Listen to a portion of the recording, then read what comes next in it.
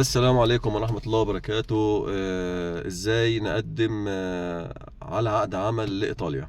تمام، عقد عمل اللي هو المفتوح، اللي هو العقد العمل اللي ممكن تجدد بيه الإقامة بتاعتك على طول كل ما تنتهي، اللي هي بتبتدي أول إقامة بسنتين.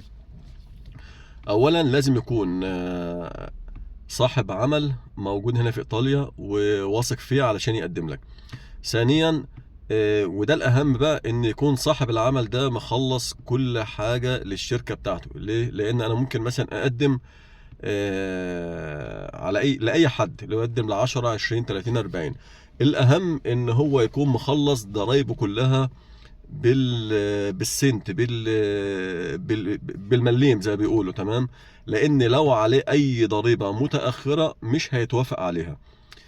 الأهم من ده كله بقى، بعد ما يتوافق عليك وتيجي هنا، بعد ما يتوافق عليك ويجي هنا، لأن خد بالك يعني إيه الشغل بقى، يعني إيه بيبتدى المشوار زي ما بيقولوا.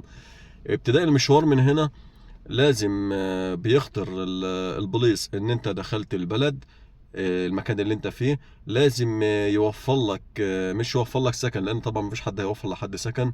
تمام، لازم يوفر لك محل إقامة أو استضافة، حاجة اسمها اوسبيتاليتا او الدونيتالو جاتيفا. الدونيتالو جاتيفا هم القانون نازل يقول لك الدونيتالو جاتيفا لازم يكون واحد مثلا صاحب عمل، يكون عامل للناس دي ورق في مكان هنا في الحي، يقول ان المكان ده ينفع، ولا افترض لثلاثة أربعة لخمسة حسب هو كم واحد جايبهم.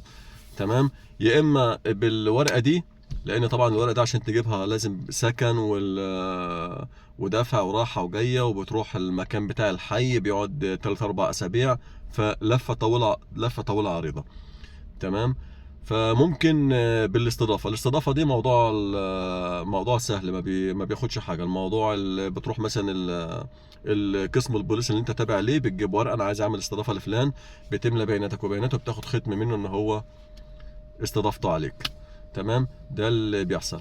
اهم حاجه يا جماعه اللي يقدم لكم يكون موثوق فيه، لان الشغل بعد كده كله هنا.